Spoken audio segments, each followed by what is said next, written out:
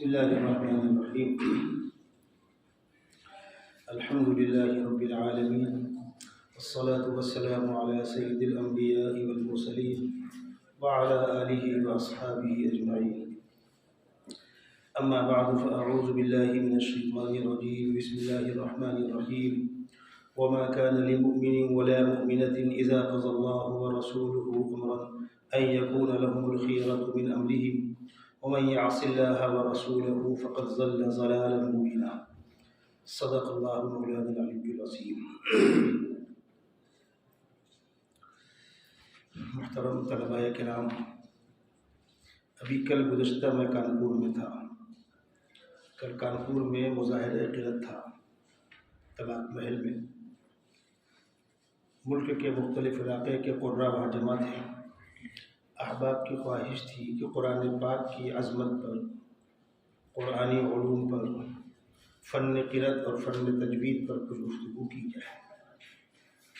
الحمدللہ 1 گھنٹہ وہاں گفتگو کی گئی. اصولی طور پر جو طبقہ یہ کہتا ہے کہ ہم خدا کو مانیں گے، پیغمبر کو نہیں مانیں گے، وہ بھی گمراہ ہے، صراط مستقیم سے منحرف ہے. اور اسی طرح جو یہ کہتا ہے کہ ہم صرف اللہ رسول کی بات مانیں گے اور کسی کی بات نہیں مانیں گے، الفاظ یہ ہوتے ہیں. اس سے ان کی مراد یہ ہوتی ہے کہ پیغمبر علیہ السلام کے صحابہ یا شریعت کی خدمت کرنے والے وہ افراد جنہوں نے 1400 سال کے اندر دین کی خدمت کی ہے، ان کو نہیں مانیں گے، یعنی ان کی بات کو لائق استدلال اور قابل استدلال نہیں سمجھیں. دیکھیے، قرآن مقدس اللہ کی آخری آسمانی کتاب ہے. قرآن پیغمبر علیہ السلام کا تعارف کرا رہا ہے. قرآن نے پیغمبر علیہ السلام کو اپنا نمائندہ بتلایا ہے. لقد كان لكم في رسول الله أسوة حسنة وأنزلنا إليك ذكرا لتبين للناس. ہم نے آپ کے اوپر قرآن نازل کیا تاکہ آپ اس کی وضاحت، بیان اور تشریح کریں. قرآن پاک کی تشریح کا پاور اور اختیار خداوند قدوس نے پیغمبر علیہ السلام کو دیا. جس طریقے سے اللہ کی اطاعت ضروری ہے، اللہ کے حکم کے مطابق رسول اللہ کی اطاعت بھی ضروری ہے. اور اصولی طور پر جتنے انبیاء کرام آئے، جو جب جہاں جس زمانے جس علاقے میں آئے، وہ واجب الاطاعت تھے سارے انبیاء کرام. وما ارسلنا من رسول الا ليطاع باذن اللہ. رسول کی بعثت ہوتی ہی اسی لیے ہے تاکہ اللہ کے حکم کے مطابق رسول کی اطاعت کی جائے. جس زمانے میں وہ رسول نبی آئے وہ سچے تھے، کتابیں سچی تھی، باتیں سچی تھی.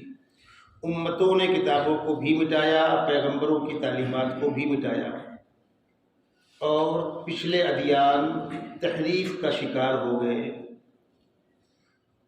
ان میں سے کوئی کتاب محفوظ نہیں، کسی نبی کی تعلیمات محفوظ نہیں.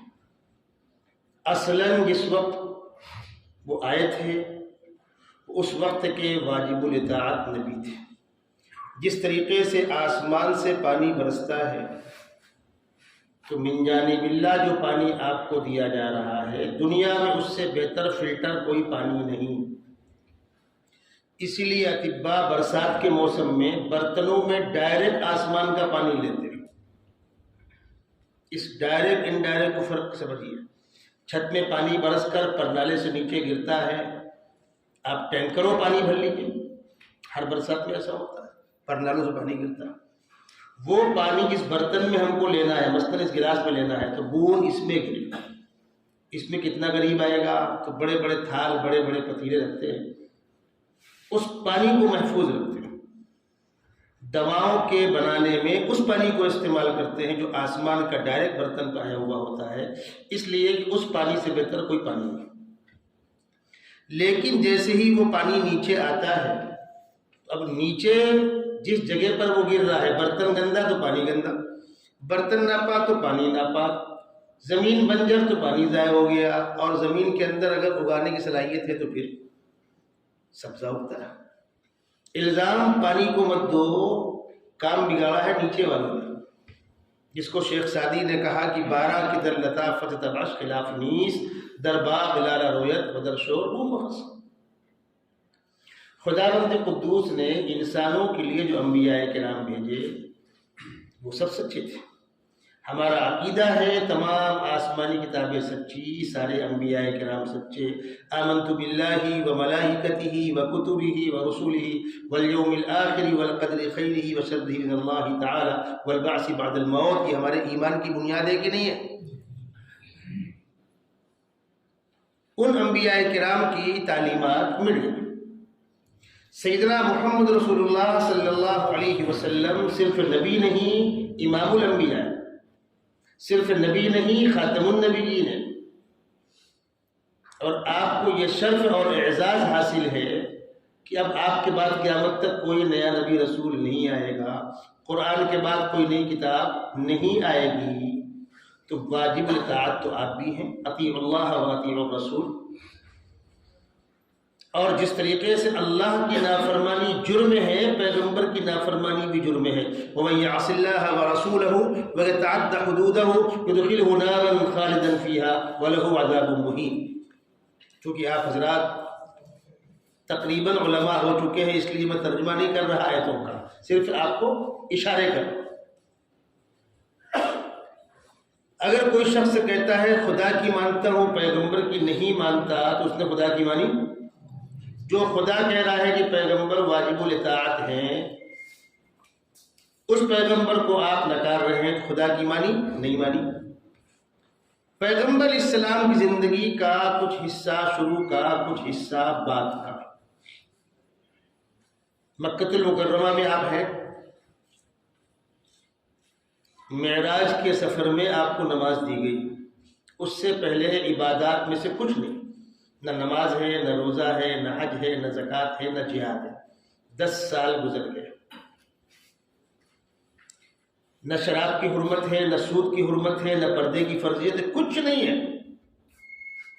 مظلومانہ زندگی ہے، تربیتی دور سے امت گزر رہی ہے، کوئی نظام نہیں ہے۔ جو چیزیں بعد میں حرام کی گئی، مثلا شراب بعد میں حرام ہوئی، سود بعد میں حرام ہوا، 2 مذاہب کے لوگوں میں آپس میں نکاح بعد میں منع ہوا، یہ تمام چیزیں شروع میں جائز تھی۔ اللہ کے نبی صلی اللہ علیہ وسلم کی 4 بیٹیاں، سب سے بڑی حضرت زینب، پھر رقیہ، پھر ام کلثوم، اور سب سے چھوٹی فاطمہ الزہرا رضی اللہ تعالی عنہا۔ سب سے بڑی بیٹی کا نکاح ان کے خالہ زاد بھائی ابو العاص سے ہوا مکے میں۔ اور یہ بات آپ کے ذہن میں رہے، غالباً میں نے پچھلی ملاقات میں کہی ہوگی کہ جس وقت آپ کو نبوت ملی ہے تو بڑی بیٹی حضرت زینب تقریباً 12 سال کی ہے، اس کے بعد والی 10 سال کی ہے، اس کے بعد والی 8 سال کی ہے، پھر بیٹے ہیں، اور بیٹی فاطمہ الزہرا بہت چھوٹی، وہ مدینہ منورہ پہنچنے کے بعد اس عمر کو پہنچی کہ ان کا نکاح کیا جائے، مکے میں چھوٹی سی۔ سب سے بڑی بیٹی حضرت زینب کا نکاح کس سے ہوا؟ ان کے خالہ زاد بھائی ابو العاص سے۔ وہ کفر کی حالت میں تو تھے، لیکن نہ حضرت صلی اللہ علیہ وسلم کی شان میں گستاخی کرتے تھے، نہ اپنی بیوی کو مذہب کے فرق کی بنیاد پر کوئی تکلیف دیتے تھے۔ رہی حضرت صلی اللہ علیہ وسلم مکے سے ہجرت فرما کے مدینہ منورہ آ گئے، جنگ بدر ہوئی۔ جنگ بدر میں کون لوگ آئے تھے؟ آپ کا ہی خاندان تھا، مکے والے آئے تھے۔ 70 مارے گئے، 70 گرفتار کیے گئے۔ جو 70 گرفتار کیے گئے اس میں آپ کے داماد ابو العاص بھی ہیں، چچا عباس بھی ہیں، اور بھی خاندان کے لوگ ہیں۔ غالباً میں نے یہ واقعہ سنایا ہوگا، وہ ہار والا، اس سے پہلی ملاقات میں نا، اس کے دوران کی ضرورت نہیں۔ یہ طے ہو گیا کہ نمبر 1 بڑی بیٹی کا نکاح جن سے ہوا وہ کفر کی حالت میں تھے، چلتا رہا۔ آپ کی 2 بیٹیاں رقیہ اور ام کلثوم ابو لہب کے 2 بیٹوں کے نکاح میں تھی، عتبہ اور عتیبہ کے نکاح میں۔ جب اس نے حضرت صلی اللہ علیہ وسلم کی شان میں گستاخی کی، برا بھلا کہا، محمد تیرے ہاتھ پیر ٹوٹ جائے، تیرا ناس ہو جائے، تو برباد ہو جائے، وغیرہ وغیرہ، تو خداوند قدوس کو جلال آیا اور خداوند قدوس نے تبت یدا ابی لہب نازل کیا، ابو لہب تیرے ہاتھ ٹوٹے، تو برباد ہو۔ ما اغنا عنہ مالہ وما کسب، آل اولاد پیسہ کچھ کام نہیں آئے گا۔ سیصلی نارا ذات لہب، دہکتی ہوئی آگ میں داخل ہوگا، وامرأتہ، اور اس کی بیوی، حمالۃ الحطب، دنیا میں وہ جنگل میں جا کر کانٹے دار لکڑیاں چن کے لاتی تھی اللہ کے راستے میں بچھانے کے لیے، اور وہی اس کی موت کا سبب بنا۔ گٹھر سر پہ رکھا ہوا تھا، رسی یہاں اٹکی ہوئی تھی، وہ گٹھر پیچھے ہٹا، گلے پھندا لگا اور وہ مری۔ روز قیامت اس کو اسی کا عذاب ہوگا۔ قرآن نے کہا فی جیدہا حبل من مسد، تو جس بٹی ہوئی رسی سے پھانسی لگ کر جہاں مری، یہ عذاب ہوا بھی ہوگا۔ اس خاندان کے لیے قرآن میں لعنتی صورت نازل ہو گئی، چھوٹی صورت ہے، نمازوں کے اندر پڑھی جائے گی۔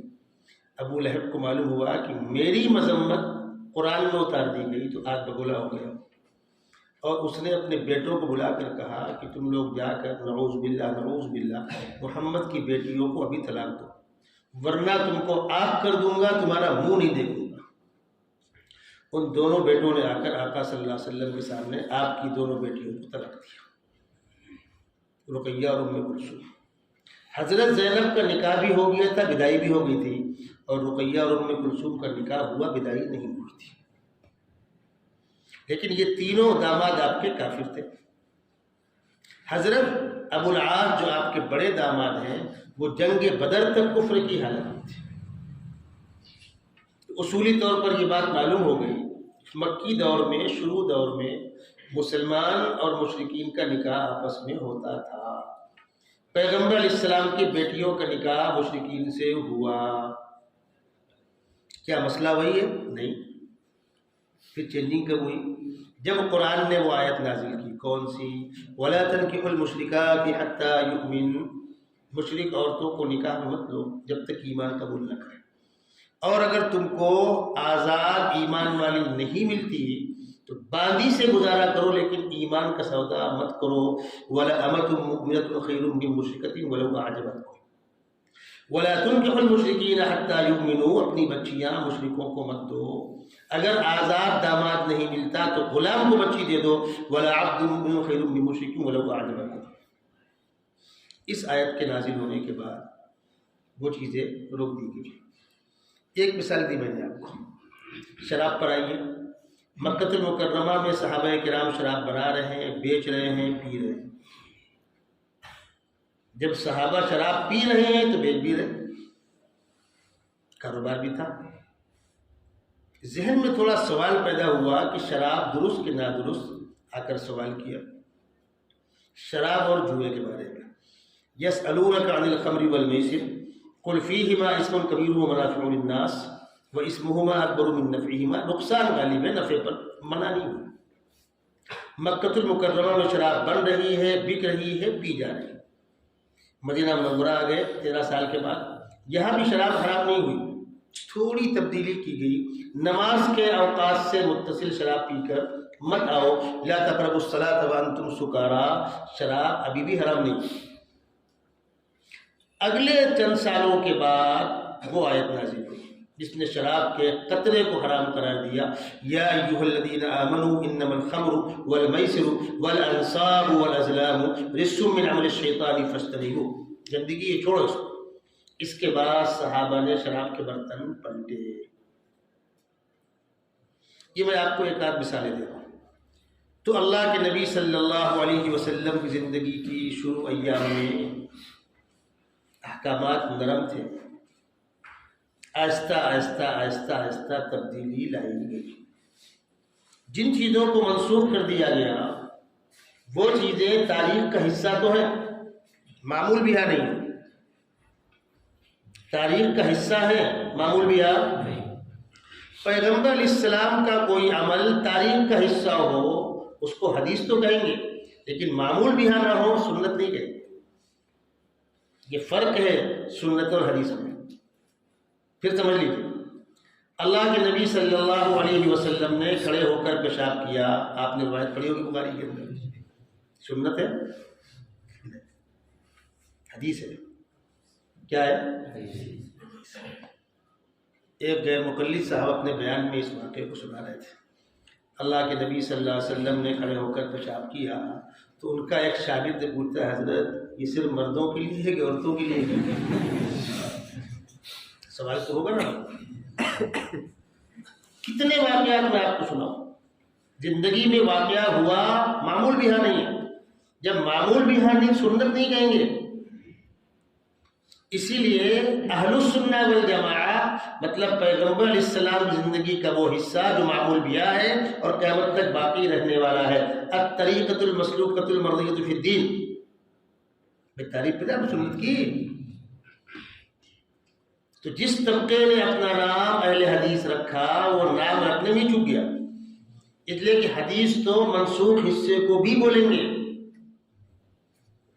پیغمبر علیہ السلام نماز پڑھ رہے ہیں، کندھے پر آپ کی نواسی زینب بیٹھی ہوئی ہے، آپ نے پڑھا بخاری کے اندر روایت ہے، آپ نے اتار دیا، سجدے میں گئے، لگ کر دیا، پھر کھڑے ہوئے لے لیا۔ کیوں؟ اس وقت نماز میں چلنے پھرنے بات کرنے کی اجازت تھی۔ بہت مشہور روایت ہے وہ، ایک صحابی نے آ کر اللہ کے نبی صلی اللہ علیہ وسلم سے سلام کیا۔ پہلے کیا ہوتا تھا، آقا صلی اللہ علیہ وسلم نماز پڑھ رہے ہیں، صحابیہ السلام علیکم وعلیکم السلام، اپنے کام میں لگ گئے۔ ایک صحابی نماز پڑھ رہے، دوسرے السلام علیکم وعلیکم السلام، کیف الحال، الحمدللہ طیب، اپنے کام میں لگ گئے۔ نماز بھی ہو رہی، بات بھی ہو رہی۔ پھر بعد میں آہستہ آہستہ ان چیزوں کو روک دیا گیا۔ وہ صحابی کہتے ہیں میں نے آ کر اللہ کے نبی صلی اللہ علیہ وسلم سے سلام کیا، آپ نے مجھ کو جواب نہیں دیا، میں بھی فکر مند ہوا، کیا بات ہے، آپ ناراض ہیں کیا؟ بیٹھ گیا۔ جب آپ نماز سے فارغ ہوئے تو میں نے پوچھا رسول اللہ میں نے سلام کیا، آپ نے جواب نہیں دیا۔ فرمایا اب بات کرنا منع ہو گیا، اب نماز میں خاموشی کے ساتھ اسی عمل میں لگو۔ قوموا للہ قانتین آیت نازل ہو گئی۔ وہ ساری چیزیں پیغمبر علیہ السلام کے بچے کو کندھے پر رکھ کر نماز پڑھنا اس آیت کے پہلے کا واقعہ ہے۔ شراب کے حرمت کی آیت اور مکے میں علت کی آیت وہ پہلے کا واقعہ ہے۔ اس فرق کو کیسے سمجھیں گے؟ یہ ہے بین وہ بنیاد جس کو نظر انداز کر دینے کے بعد، جس طرح اپنے آپ کو اہل قرآن کہلانے والے پیغمبر کی حدیثوں کو نظر انداز کر دینے کے بعد قرآن پر عمل نہیں کر سکتے، ایسے ہی پیغمبر علیہ السلام کے شاگردوں اور صحابہ کو نظر انداز کر دینے کے بعد، ان کے کسی عمل کو حجت نہ مانتے ہوئے ڈائریکٹ حدیث تک پہنچنے کی آپ لاکھ کوشش کریں، سنت اور حدیث میں آپ فرق نہیں کر سکتے۔ کسی مسئلے پر خلفائے راشدین کا عمل یہ اس بات کی دلیل ہے کہ سنت یہ ہے۔ پیغمبر علیہ السلام کا آخری عمل کون سا ہوگا؟ ہر جگہ صراحت تو ملے گی نہیں، نسخ کی ہر جگہ صراحت نہیں ہوتی۔ بات چیزیں ایسی ہیں جو قرآن کے اندر منسوخ ہے اور مسرہ ہے۔ مثالیں ذہن میں رکھیے گا آپ لوگ، یہ اصولی بات ہوتی ہے۔ قرآن کے اندر وہ چیزیں جہاں پر نسخ کی صراحت موجود ہے۔ شروع دور میں جب جہاد کی ترغیب دی گئی، اعدوا لهم ما استطعتم من قوة ومن رباط الخيل ترهبون به عدو الله وعدوكم، یہاں سے ترغیب دی جا رہی ہے۔ اور اس کے بعد کہا جا رہا ہے یا ایھا النبی حسبک اللہ ومن اتبعک من المؤمنین، یا ایھا النبی حرض المؤمنین علی القتال ان یکن منکم 20 صابرون یغلبوا 200، 20 جمنے والے ہوں گے 200 پر غالب آئیں گے۔ 20 کا تقابل 200 سے 1 کا 10، 20 دہم 10 گنا دشمن زیادہ ہو تب بھی آپ جنگ کریں۔ پھر اگلا حکم آیا الآن خفف اللہ عنکم وعلم ان فیکم ضعفا، تخفیف کی جا رہی۔ فإن يكن منكم 100 صابرة يغلبوا 200، 100 کا تقابل 200 سے ڈبل کا ہو گیا۔ اب یہ آخری حکم ہے قیامت تک کے لیے، صراحت النسخ ملا۔ روزے کے سلسلے میں سو گئے تو اٹھ کر کھانے کی اجازت نہیں تھی، جسے ہم سحری کرتے ہیں نا، پہلے اس کی اجازت نہیں تھی۔ جس طریقے سے رمضان میں دن میں شوہر بیوی کا ملنا منع ہے، رات میں بھی منع تھا، جو احکامات معتکف کے ہوتے ہیں۔ دونوں باتوں کے اندر قرآن نے تخفیف کی ترمیم کی۔ احل لکم لیلۃ الصیام الرفث الی نسائکم، روزے کی راتوں میں عورتوں سے تعلق قائم کرنے کی اجازت ہے۔ وجہ ہن لباس لکم وانتم لباس لہن، ساتھ میں رہنا ہوگا، 1 مہینہ برداشت کرنا آسان نہیں ہوتا، ایسا نہ ہو جائے کہ ہم تو اس کو حرام قرار دیں اور آپ ملوث ہو جائیں۔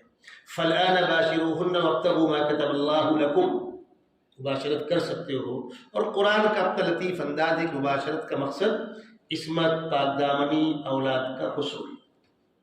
قرآن نے جہاں جہاں پر بھی اس موضوع پر گفتگو کی نا، محسنین غیر مصافحین، محسنین غیر مصافحین، وابتغوا ما کتب اللہ لکم وغیرہ، اور اسی لطیف اشارے کو نقل کیا ہے نساؤکم حرث لکم فاتوا حرثکم کے اندر، کہ بیوی سے صحبت اس جگہ پر ہو جہاں سے اولاد متوقع ہو، جہاں پانی ضائع ہوتا ہو وہاں منع ہے۔ یہ قرآن کا لطیف اشارہ ہے، جس کو جاہل کہتے ہیں کہ عورت کو مسلمان کھیتی کہتے ہیں، کھیتی نہیں کہتے، اس لطیف تمثیل کو سمجھنا۔ ایک تبدیلی تو یہ ہوئی، دوسری وَكُلُوا وَاشْرَبُوا، پہلے کیا تھا، رات میں اگر ایک بار سو گئے تو اٹھ کر سحری کھانے کی اجازت نہیں تھی، اس کے لیے واقعات ہوئے، دونوں مسئلوں واقع ہوئے۔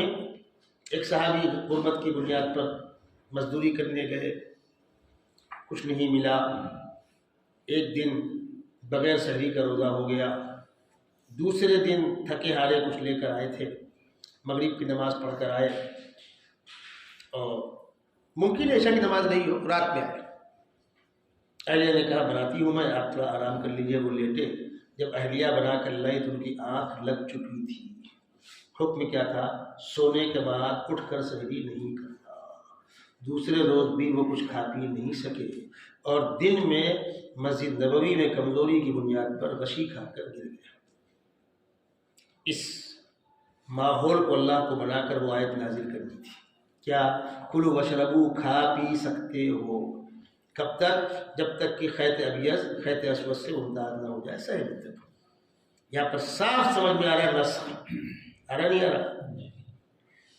دوسرے پارے کا آغاز ہے سیقول السفہاء من الناس ما ولاہم، تحویل قبلہ۔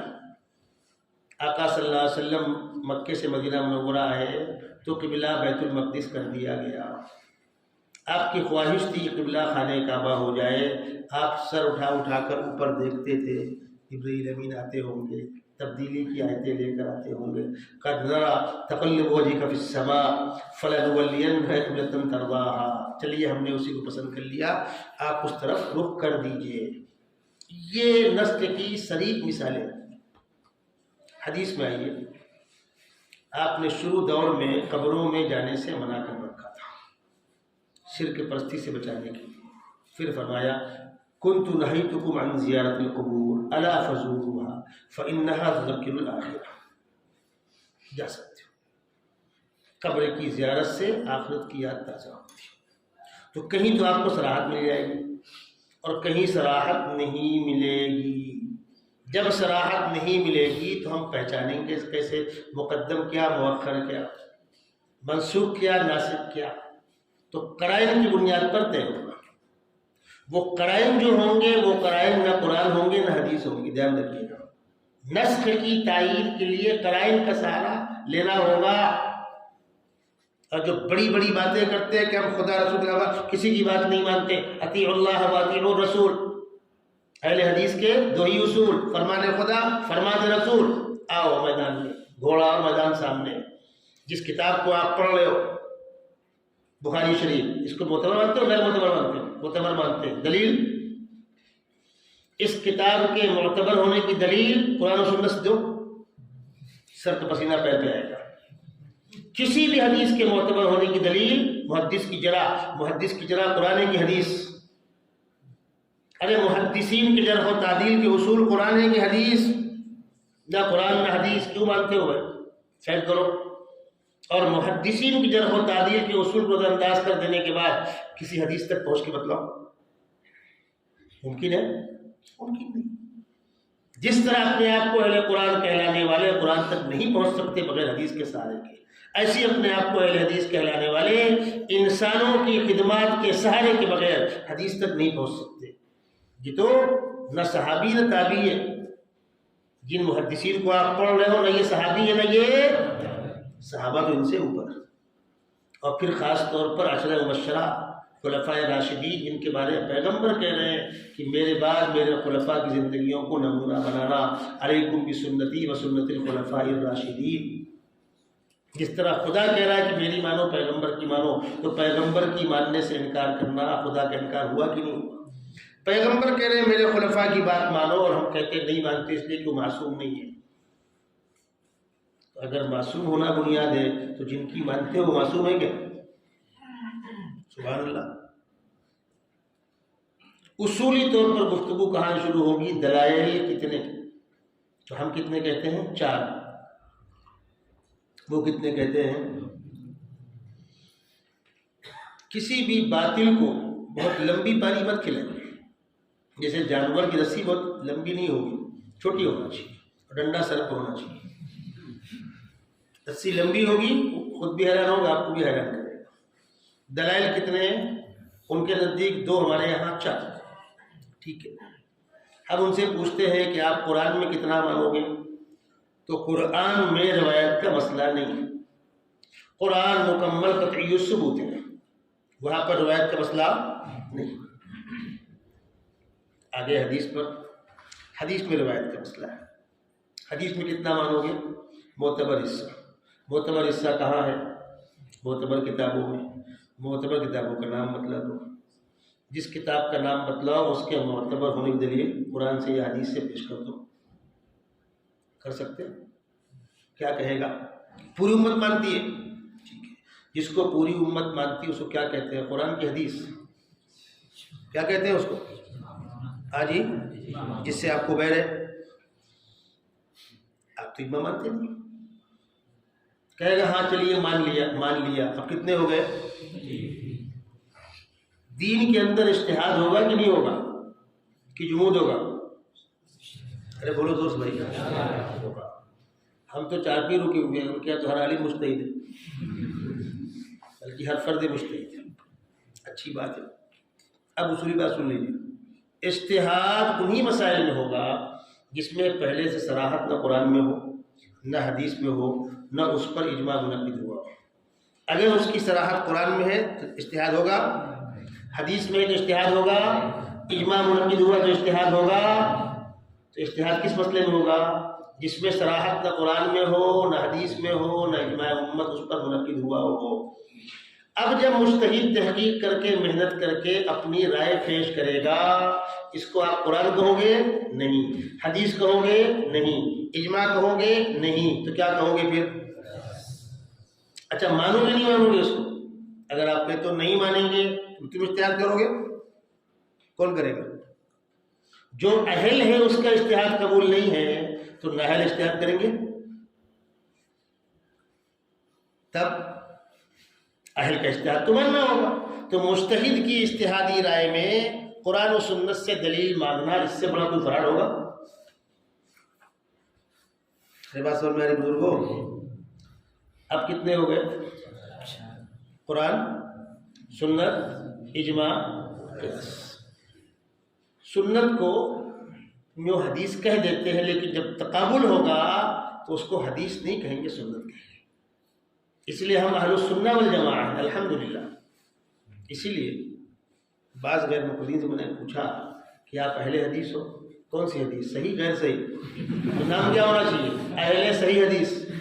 کیا ہونا چاہیے؟ آپ تو مطلق حدیث ہو، ایک بھی اس میں آ گئی تو آپ کا نام ہی مجھول ہے۔ اب بیچارہ کیا کرے؟ ایک صاحب سے گفتگو ہو رہی تھی، کہنے لگے مولانا ہمارا پورا گاؤں اہل حدیث ہو گیا۔ اچھی بات ہے، آپ بھی ہو گئے؟ بولے ہاں ہم بھی ہو گئے۔ میں نے کہا سن کر بنے کہ سمجھ کر؟ یہی اس کو باؤنس کر گیا۔ بولے مولانا سمجھا نہیں۔ میں نے کہا تم اہل حدیث بنے، گاؤں کو چھوڑو، تم سے پوچھ رہا ہوں، تم سن کر بنے کہ سمجھ کر؟ خربوزے نے خربوزے کو دیکھ کر رنگ پکڑ لیا یا سمجھ کر بنے؟ بولے مولانا ہم تو جاہل ہیں، ہم تو سن کے ہی بنے۔ میں نے کہا لا حول ولا قوت الا باللہ۔ جس حدیث کے جس تقلید سے بھاگ رہے ہو اس کی بدترین شکل یہاں پائی جا رہی۔ تم نے تو دیکھ کر قبول کر لیا، سمجھ کر بنو۔ کسی بڑے سے بڑے غیر مقلد سے آپ پوچھئے کہ تو بھائی سن کے بنا کہ سمجھ کر؟ اگر سمجھ کر بنا چل سمجھا دے بھائی، ایک صاحب کی عمر 33 سال کی تھی. میں نے پوچھا اہل حدیث؟ انہوں نے ہاں. میں نے کہا نماز سیکھی قرآن و حدیث سے؟ بیٹھ جاؤ. نیت باندھنے سے لے کر سلام پھیرنے تک ہر عمل قرآن و حدیث سے دکھا دے. میری پراپرٹی پوری تیرے نام پہ لکھ دوں گا، زندگی بھر تیری غلامی کروں گا میں. تو نیت باندھنے سے لے کر سلام پھیرنے تک جو عمل کرنا، فرض ہے، سنت ہے، واجب ہے، طے کرو. جس عمل کی جو حیثیت طے کو دکھا دو قرآن حدیث کے اندر. ان کے دادا ابا دکھا نہیں سکتے. تم 2 رکعت نفل نماز کے مانگے ہو، دعویٰ کیا ہے؟ ہر عمل قرآن و حدیث سے. جس کو تم حدیث کہہ رہے ہو انما الاعمال بالنیات، یہ حدیث ہے، کرو پروف قرآن حدیث سے. گاڑی تم آگے بڑھے گی نہیں بڑھنے والی. افسوس یہ ہے کہ انہوں نے اعتراض کرنا اپنا حق سمجھا اور ہم نے دفاع کرنا اپنی مجبوری سمجھی. پلٹ کر آپ بھی اس کو ایک خوراک دے، یہ لے ایک پڑیا چورن کھا لے، دوبارہ درد نہیں ہوگا. تو اصولی طور پر پھر لوٹ گئے. دونوں کا چوری دامن کا ساتھ ہے. جو اپنے آپ کو اہل قرآن کہلاتے ہیں وہ، جو اپنے آپ کو اہل حدیث کہلاتے ہیں. کل جہاں پر جلسہ تھا، قرآن حضرات بھی تھے، عوام بھی تھی، وہ بھی کم بقائے تھے. ان کو پتہ تھا کہ ہمارے خلاف بیان ہوگا، تو میں نے انہیں کو مخاطب کیا کہ بھائی اسلام میں داخل ہونے کا انٹری گیٹ کیا ہے؟ ایک آدمی باہر سے اسلام میں کیسے آتا ہے؟ لا الہ الا اللہ محمد، یہ کیا ہے؟ اسلام کا انٹری گیٹ ہے نا؟ دکھاؤ قرآن میں. تمہارے قرآن میں اسلام میں آنے والا گیٹ تو کھول. آؤ کہاں سے اندر؟ کلمہ توحید دکھا دو یکجا قرآن کے اندر. ناپاکی کی بنیاد کیا ہے؟ پیشاب پخانا. اصل گندگی کیا ہے؟ پھر وہ پیشاب پخانا گٹر میں بہ رہا ہے، پھر اس کی چھیٹ آ رہی ہے، پھر گندا پانی جا رہا ہے. اصل بنیاد کیا ہے؟ پیشاب پخانا. پیشاب پخانا ناپاک میں دکھاؤ قرآن میں، کہیں نہیں. عبادات کے اندر اصل کیا ہے؟ نماز. کیسے پڑھنا؟ دکھاؤ قرآن. نماز، روزہ، حج، زکوٰۃ، کسی بھی عبادت کو آپ لے لیجیے، قرآن کے اندر حج وَلِلَّهِ عَلَى النَّاسِ حِجُّ الْبَيْتِ، یہ آیت ہے حج کی فرضیت کی. ترجمہ کرو اردو لغت، چکر لگانا. تو ایک آدمی گیا خانے کعبہ پہ، 1 راؤنڈ لگا چلا آیا. کیا ہوا اس کا؟ حج ہوا کہ عمرہ ہوا؟ الصوم کے معنی رک جانا. پانی پی رہا تھا رک گیا، بات کر رہا تھا رک گیا، روزہ ہو گیا. کسی بھی عبادت کی تفصیلات دکھاؤ قرآن کے اندر. قرآن کہہ رہا ہے پیغمبر نمائندے، ہم نے پیغمبر کو نمائندہ مانا ہے، پیغمبر کی تشریح کو بنیاد مانا. پیغمبر نے کہا صلو کما رأیتمونی اصلی، ہو گیا. پیغمبر نے کہا زکوٰۃ مالدار لے گا غریب کو دے گا. تؤخذ من اغنیائہم وترد علی فقرائہم، کتنی لیں گے؟ اتنی فیصد لیں گے. زکوٰۃ روز لیں گے، ہفتے میں لیں گے، مہینے میں لیں گے، سال میں لیں گے، زندگی میں ایک بار لیں گے. پیغمبر نے بتلایا. تمہارے پاس جواب تو نہیں ہے. تو جو طبقہ پیغمبر کی حدیثوں کو انکار کر کے، نکار کے ڈائریکٹ قرآن پر عمل کرنا چاہتا ہے، وہ اپنے دین کا پروف نہیں کر سکتا. بحث سمجھ میں آ رہی؟ جی. باندہ جامع مسجد میں ایک صاحب بحث کر رہے تھے. بحث تو کسی اور سے کر رہے تھے، میں پہنچ گیا. میں نے ان کو سمجھایا بھائی فالتو باتیں نہیں کر. نہیں وہ ہم اپنی ہر بات قرآن و حدیث سے مدلل کرتے ہیں. ٹھیک ہے، اچھی بات ہے. تیری والدہ کا نکاح تیرے والد صاحب سے ہوا ہے، دکھا دے حدیث بھائی. ہمارا تو ماننا کہ بھگا کے لے گئے تھے اور تو اسی وقت کہا ہے. اب بول، اور پھر چلا گیا ان کو وہاں کیا بات کر رہے ہیں آپ. اصول تو آپ نے دیا، اصول آپ نے خود دیا نا بھائی. ایسے ہی جو طبقہ اپنے آپ کو اہل حدیث کہلاتا ہے اور یہ اچھل اچھل کر ہم پہ اعتراضات کرتے ہیں، تو میں آپ کو اصولی بات سمجھا رہا ہوں. قرآن سمجھنے کے لیے احادیث کا سہارا لازمی ہے. پیغمبر علیہ السلام کی زندگی کا مقدم اور مؤخر حصہ ناسخ اور منسوخ سمجھنے کے لیے خلفائے راشدین اور صحابہ کا عمل ناگزیر ہے. پیغمبر علیہ السلام کی بیویوں کی تفصیلات، تشریحات ناگزیر ہیں. ان کو چھوڑ دینے کے بعد کچھ نہیں بچتا. میں بھی کل ہی پڑھ رہا تھا، مولانا یوسف بن نوری رحمۃ اللہ علیہ، ان کو علامہ یوسف بن نوری کہتے ہیں، بہت قابل شخصیت ہے، جن کی وہ کتاب ہے معرف القرآن، 5 جلدوں میں ہے، کئی کتابیں ہیں ان کی۔ مولانا ادریس صاحب کاندیلوی اور علامہ یوسف بن نوری یہ ہمارے بڑوں میں بہت قابل لوگ ہیں۔ مولانا یوسف صاحب، مولانا یوسف کی وہ کتاب ہے نا سیرت المصطفیٰ، اور ادریس صاحب کی موضوع پر بہت اہم چیز ہے، اگر آپ لوگوں نے نہ پڑھی ہو اس کو پڑھیے، اس کے اندر بہت سی گتھیاں کھلتی ہیں، اور حدیث کی کتابوں کے اندر جو اعتراضات، سوال جواب سامنے آتے ہیں، بہت سے آپ کو وہی مل جائیں گے۔ انہوں نے لکھا، میں سفر بھی پڑھ رہا تھا، کہ آپ یہودیوں سے پوچھئے کہ تمہاری امت کا کریم طبقہ کون سا، تو وہ کہیں گے ہمارے پیغمبر کے صحابہ، پیغمبر کے ساتھی۔ عیسائیوں سے پوچھئے تمہارے یہاں عیسیٰ علیہ السلام کی امت کا کریم طبقہ کون ہے، وہ کہیں گے عیسیٰ علیہ السلام کے حواریین۔ اور شیعوں سے پوچھئے کہ تمہاری امت کا بدترین طبقہ ہے کون، کہیں گے صحابہ۔ سبحان اللہ، پیغمبر کے بلا واسطہ شاگرد ہیں، وہی دین کے دشمن ہو گئے، ایسا تانا بانا بنا گیا۔ میں نے آپ کو گزشتہ ملاقات میں بتلایا تھا کہ آپ ان سے پہلے پوچھیے، اپنے اوقات طے کر لیں، جو بھی کہے گا ہم مان لیں گے۔ تو تم ائمہ مجتہدین پر بعد میں اعتراض کرنا، جزوی مسائل پر بعد میں اعتراض کرنا، پہلے اپنی حیثیت طے کرو، کھڑے کہاں، جس زمین پہ کھڑے ہو اس زمین کو پہلے ٹائٹ تو کرو۔ اور آپ سے کہہ رہا ہوں، آپ ان کے بڑے سے بڑے عالم کے پاس جائیے اور کوئی ایک کتاب سامنے کی، حضرت یہ کتاب پڑھوں، معتبر ہے کہ نہیں؟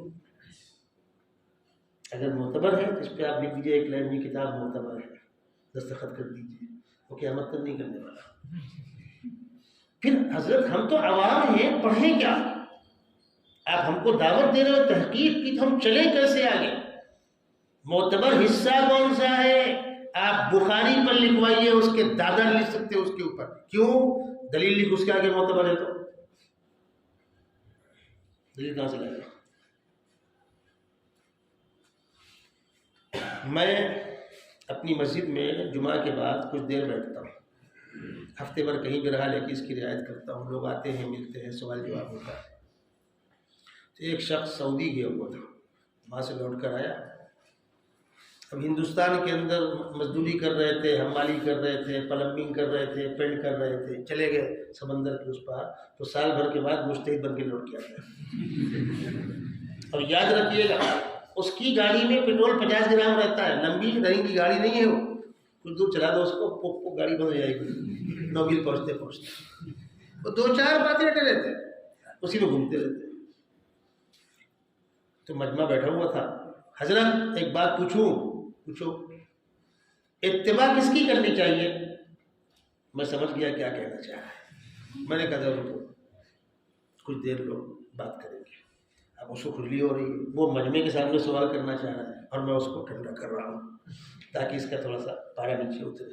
حضرت میں نے کچھ پوچھا تھا، میں نے کہا بیٹھو، مجھ کو جلدی ہے تو جاؤ، بیٹھ سکتے ہو تو بیٹھو ورنہ جاؤ، اس کو تو بیٹھنا ہے، چائے کو لے کر آیا ہے۔ جب مجمع کم ہو گیا میں کہا گیا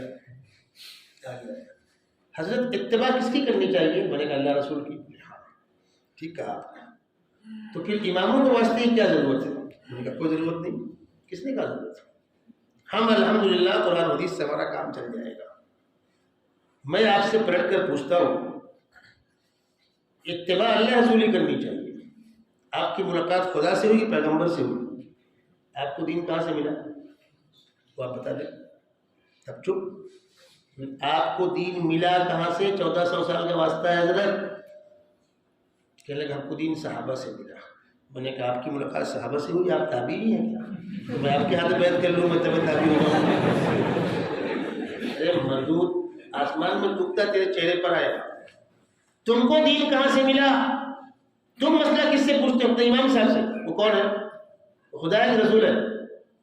تم مسئلہ کس سے پوچھتے ہو؟ اپنے علماء سے، وہ خدا کے رسول ہے۔ تم قرآن حدیث کیسے پڑھتے ہو؟ ترجمے سے۔ ترجمہ کس نے کیا ہے؟ کسی بندے نے، وہ خدا کے رسول ہے۔ مجتہدین قبول نہیں کریں، وہ انسان ہے، ترجمہ کرنے والا جبکہ ان کے بڑے بڑے مولویوں نے ترجمے کے اندر فراڈ کیا.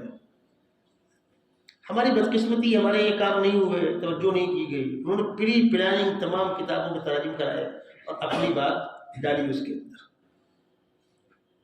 بمبئی میں سانتا کروز میں ایک محلہ ہے گولی بار، وہاں کی مسجد میں نماز پڑھنے کا اتفاق ہوا، غیر مقلدین کی مسجد میں. وہاں کئی مسجد ہیں، تو مسجد کے باہر دکان ہے، وہاں کتابیں لگی ہوئی حدیث کی. میں نے بخاری نکالنا، بخاری اس نے نکالا. میں نے اس میں نماز کا بیان کھولا، اب حدیث کھولی، اذا اشتد الحر فابردوا بالظهر فان شد الحر من فیہ جہنم. پڑھا ہوگا نا میں اس میں شامل ہے. میں نے اس کا ترجمہ پڑھ لو، جب گرمی تیز ہو ٹھنڈا کر کے زور پڑھو. حدیث ہاں. تو تیز گرمی کے موسم میں 12:30 پونے 1 بجے آپ لوگ زور کیوں پڑھتے ہو؟ پوچھو اپنے مربیوں سے. بخاری میں نا اذا اشتد الحر فابردوا. کیا کریں گے آپ؟ مرغے کی ایک ٹانگ، جو وہ کہے وہ آپ سن لیجیے، پلٹ کر پوچھنا نہیں آپ کو. اچھا ایک فرق اور ہوتا ہے، ایک ہے حدیث، ایک ہے محدث کا کمنٹ. دونوں فرق ہے. ایک ہے حدیث، ایک ہے محدث کا اپنا جملہ.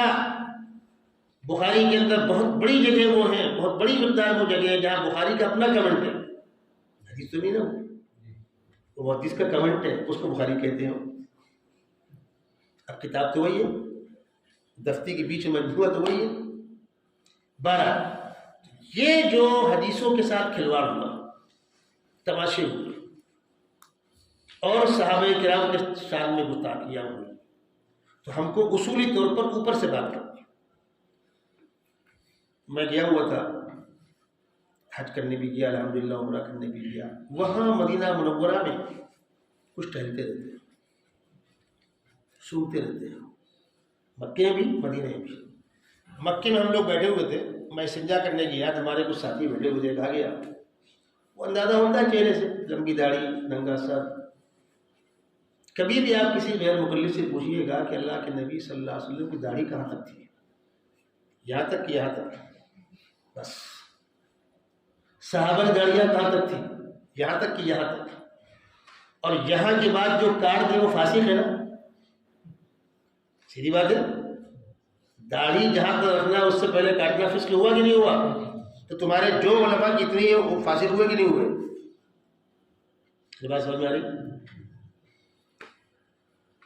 تو وہ آ کر بیٹھ گیا ہمارے ساتھیوں کے پاس. کہنے لگا کہ ہم لوگ ہندوستان سے آئے. جی.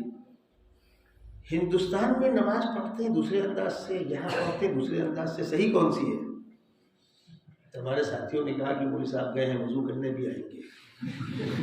میں آیا، دیکھا، میں نے اچھا 1 منٹ باقی تھا. اس نے گفتگو کرنی چاہیے، میں نے اس کو روکا. نماز کے بعد بات ہوگی. نماز ختم ہوئی. عام طور پر وہاں نماز کے بعد جنازہ ہوتا ہے، آپ نے سنا ہوگا، الصلاۃ علی الاموات یرحمکم اللہ. جنازہ ہو گیا. بلایا، میں نے کہا جی ہاں کیا پوچھ رہا ہے؟ بولے ایک طریقہ ہندوستان میں نماز پڑھنے کا، ایک طریقہ یہاں ہے، صحیح کون سا ہے؟ میں نے کہا دونوں صحیح ہے. ایسا کیسے ہو سکتا ہے؟ میں نے کہا ایسے ہی ہوتا ہے. ایک طریقہ ہندوستان کے غیر مقلدین کی نماز جنازے کا، ایک یہاں ہے. کون صحیح تو بتلا؟ ہندوستان کے غیر مقلد جنازے کی نماز میں سورہ فاتحہ زور سے پڑھتے ہیں. حرمین میں نہیں پڑھتے، زور پڑھتے ہیں. حرمین میں آہستہ پڑھتے ہیں. پڑھتے کہ نہیں پڑھتے، لیکن آواز تو نہیں آتی. اور ہو سکتا ہے کوئی پڑھتا، ورنہ عام طور پر حرمین کے ائمہ کا معمول ہے جنازے کی نماز فاتحہ نہیں ہے، مالکیوں کے نہیں. تو میں نے کہا ہندوستان کے غیر مقلد پڑھتے ہیں، یہاں نہیں پڑھی گئی. تو کہنے لگا پڑھی گئی ہے. میں نے کہا کمبخت، امام تو حرم میں ہے، ہم لوگ باہر کھڑے ہیں، تو امام کے ہوٹ دیکھنے کی اب پڑھا کہ نہیں پڑھا؟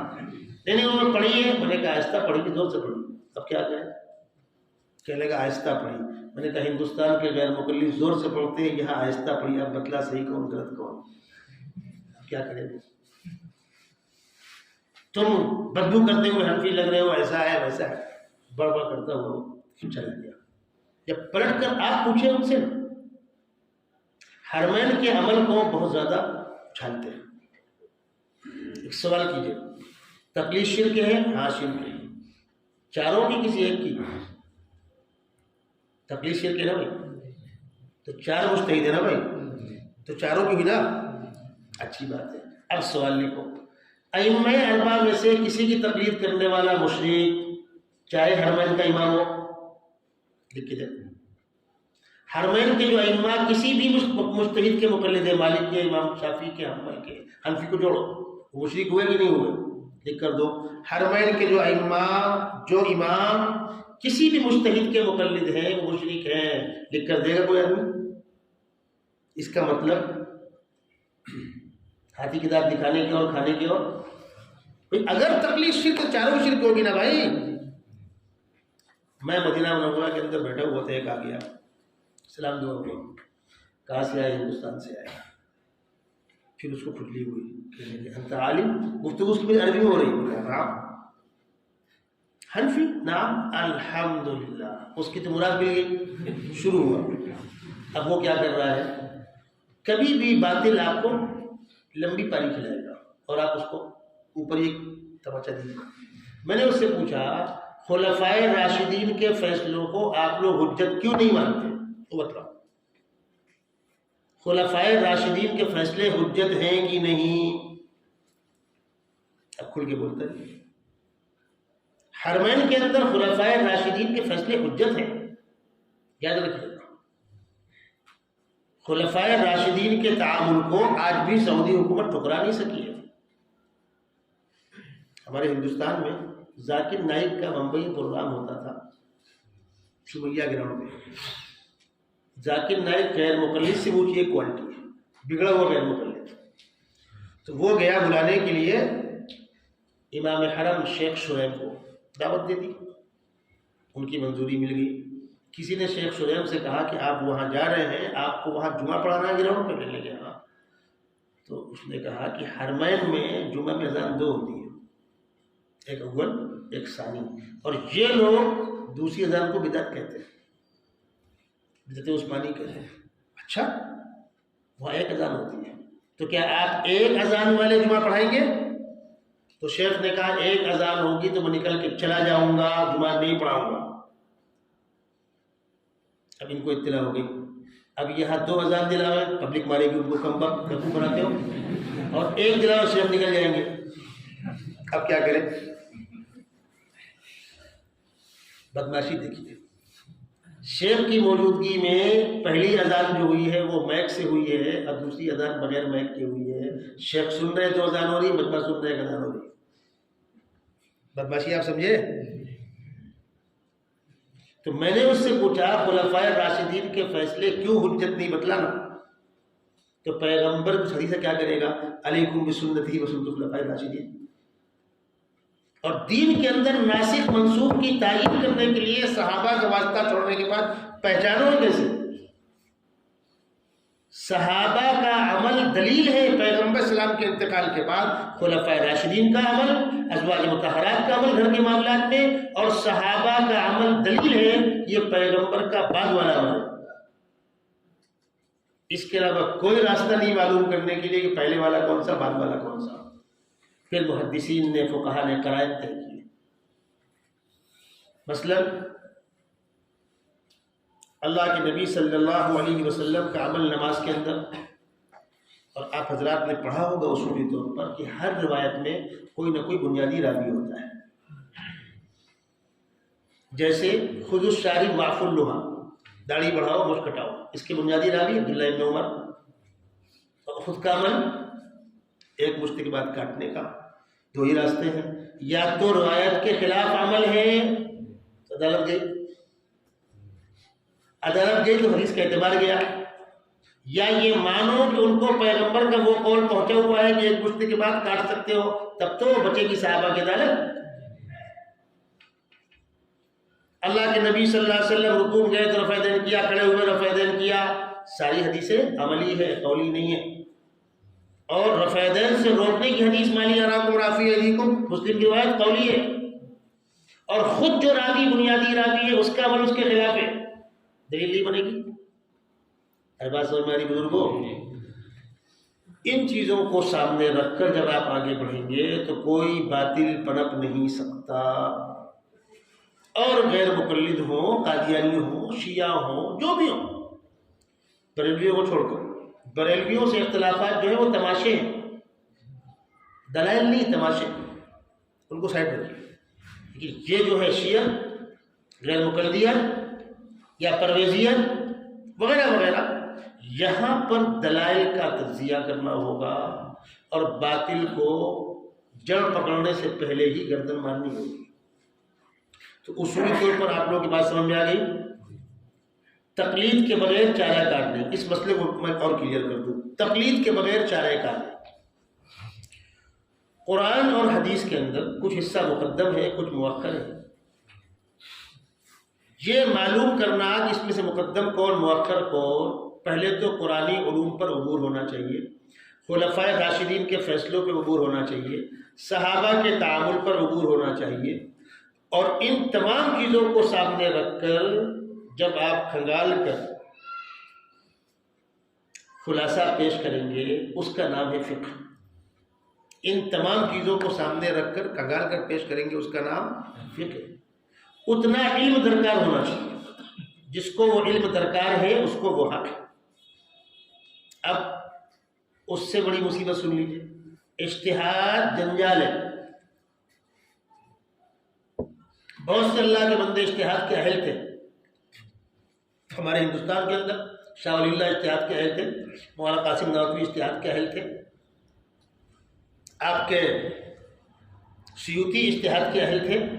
شاہ ولی اللہ خود لکھتے ہیں کہ میری خواہش تھی میں اجتہاد کروں، مجھے الہام کیا گیا عافیت بدر دریا منافع بے شمارت، اگر خواہی سلامت در کنارت. ولی اللہ جہاں پڑھا ہے پڑھا ہے. اجتہاد کی جنجال ہے، پڑھنا مت. کیوں؟ اجتہاد کہتے کس کو؟ قرآن و حدیث کو سمجھ کر مسائل نکالنا، کھگالنا، اس کے لیے اپنے اصول بنانے ہوں گے. مجتہد کے اپنے اصول ہوتے ہیں. مثال سمجھیے، میں فیکٹری کا مالک ہوں، کاشتکار ہوں، ذمہ دار ہوں، بلڈر ہوں، کچھ بھی ہوں، ایک فیلڈ میں کام کروں. اب مجھ کو میرے گھر میں دروازے کی لکڑی کی ضرورت ہے، تو میں لکڑی کے پیڑ لگاؤں گا، آرا مشین لگاؤں گا، لکڑی لگاؤں گا. ارے بولو نا. مجھے روٹی کھانا ہے تو میں گیہوں منگاؤں گا کہ گیہوں کی زمین خریدوں گا، میرا کام چل جائے گا گیہوں سے. مجھے تندور ہونا ہے، تندور بنا بنایا لوں گا کہ خود تندور بناؤں گا. مجھ کو دوا کی ضرورت ہے، دوا لوں گا کہ دوا کی فیکٹری بناؤں گا. کپڑے کی ضرورت ہے، کپڑا لوں گا کہ کپڑے کی مشین لگاؤں گا. مجتہد کو ہر چیز پر اپنے اصول طے کرنے ہوں گے اور اپنے اصول کی روشنی میں شریعت کو کھگالنا ہوگا. یہ کام آسان نہیں ہے. اسی لیے بڑے بڑے محدث بخاری مسلم سمیت اس جنجال میں نہیں پڑے. ایک لائن پکڑے اپنا کام کر رہے تھے. انہوں نے الفاظ کی خدمت کی، ہاں اہل تھے، اپنا ذوق تھا، کہیں ان کی رائے بھی ہے، لیکن مسائل نہیں ہے. آپ نے بخاری پڑھی، کتاب العلم سے آغاز ہوا. آپ اس میں اگر فقہ ڈھونڈتے بیٹھیں گے، ہو چکا پھر تو وہ کتاب فقہ کی لے لیجیے. اس میں فقہی متعلقات تو ملیں گی، وہ حدیثیں ملیں گی، اس سے فقہ نکلتی ہوگی، لیکن وہ فقہ کے لیے کتاب نہیں لکھی ہے. تو مجتہد ہونا خود ایک بہت مشکل کام ہے. امت کے بہت سے مجتہد ہوئے، ان مجتہدین کی تحقیقات کچھ دن چلی، آہستہ آہستہ مٹ گئی. اس غلط فہمی سے باہر آئیے. مجتہد 4 ہی ہوں گے، 4 ہی پیدا ہوئے، قیامت تک 4 رہیں گے، کوئی ضروری نہیں ہے. بہت سے پیدا ہوئے، اور بھی ہو سکتے تھے، اور بھی ہو سکتے ہیں، لیکن مجتہد ہونا بہت درد سر والا کام ہے. ان 4 مجتہدین کو اللہ نے مقبولیت کیوں دی؟ آپ کتابوں کے اندر مختلف آراء پڑھتے ہیں نا، ترمذی کے اندر، ان کی عظیم خدمات ہیں، ان مجتہدین کی عظیم خدمات ہیں. امام اعظم امام ابو حنیفہ رحمۃ اللہ علیہ کا انتقال کہاں ہوا ہے؟ جیل میں. سنا آپ نے؟ امام شافعی پر ظلم ڈھایا گیا، امام مالک پر ظلم ڈھایا گیا، امام احمد بن حنبل پر ظلم ڈھایا گیا، خود امام بخاری پر ظلم ڈھایا گیا. امام بخاری کی موت پردیس میں ہوئی. آپ ان کے حالات پڑھیے گا. 2 مرتبہ نکالے گئے تھے، تبارہ نکل جاؤ کا آرڈر آ چکا تھا. تہجد کے وقت دعا کر رہے تھے، یا ربی قد ضاقت علی الارض بما رحبت، پروردگار زمین تنگ ہو گئی ہے میرے اوپر، لوگ برداشت نہیں کر پا رہے ہیں، اب مجھ کو مزید رسوا مت کر. شاگرد کہتا ہے اشراق کے وقت اللہ کو پیارے ہو گئے. ان کی وہ عظیم خدمات کی بنیاد پر اللہ نے ان کو مقام دیا. فقہ حنفی دیگر فقہ پر غالب کیوں رہی؟ امام اعظم امام ابو حنیفہ رحمۃ اللہ علیہ کے شاگردوں میں سے کسی شاگرد نے اجتہاد مطلق کا دعویٰ نہیں کیا. امام صاحب کے سامنے کوئی شاگرد مجتہد مطلق بن کر نہیں کھڑا ہوا، وہ مجتہد فی المذہب ہے. امام مالک کے ہاں ان کے شاگرد امام شافعی مجتہد مطلق بن کر کھڑے ہوئے. امام شافعی کے شاگرد احمد بن حنبل مجتہد مطلق بن کر کھڑے ہوئے. تو ادھر 3 حصے ہو گئے. ادھر امام ابو حنیفہ رحمۃ اللہ علیہ کے اہم شاگردوں میں سے امام یوسف اسلامی حکومت کے اولین قاضی القضات ہیں. فقہ حنفی تقریباً 500 سال تک مسلم حکومتوں کی سرکاری فقہ رہ چکی ہے. یہ وجوہات ہیں فقہ حنفی کے غالب رہنے کے اور اس کے ماننے والوں کی تعداد کے زیادہ ہونے کی وجہ سے. بات سمجھ میں آ رہی ہے؟ یا تو آپ اجتہاد کا انکار کر دیں، اجتہاد کوئی چیز نہیں ہے تو دین جمود کا شکار ہو جائے گا. اجتہاد قبول ہے تو آپ مجتہد ہیں، نہیں تو جو مجتہد ہے اس سے لے لو. جو مجتہد ہے اس سے نہیں لینا، خود مجتہد نہیں تو کیا ہوگا؟ اتخذوا رؤوسا جهالا فسئلوا وافتوا بغیر علم فضلوا وضلوا، جو ہو رہا ہے. اور میں آپ کو دعوت دوں گا، اللہ آپ کو توفیق دے، آپ غیر مقلد علماء کے فتاوی ذرا پڑھیے گا. ایک لکھے گا اس سلسلے میں قرآن و حدیث میں کوئی دلیل نہیں، دوسرا لکھے گا بخاری مسلم حدیثیں بھری پڑی ہوئی ہے، کم وقت نہ اس کے پاس کوئی دلیل نہ اس کے پاس کوئی دلیل. آپ لوگوں نے کچھ پڑھا ہے اس سلسلے میں؟ ایک کتاب ہے چھپے راز، لکھ لیجئے. 2 کتابیں، چھپے راز کھلے راز. اس میں ان کی اوقات بتلائی گئی. تعارف علماء اہل حدیث،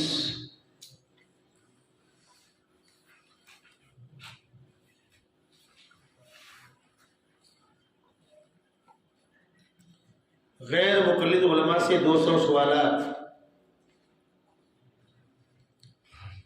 حدیث اور اہل حدیث، غیر مقلدین امام بخاری کی عدالت میں، نماز پیغمبر،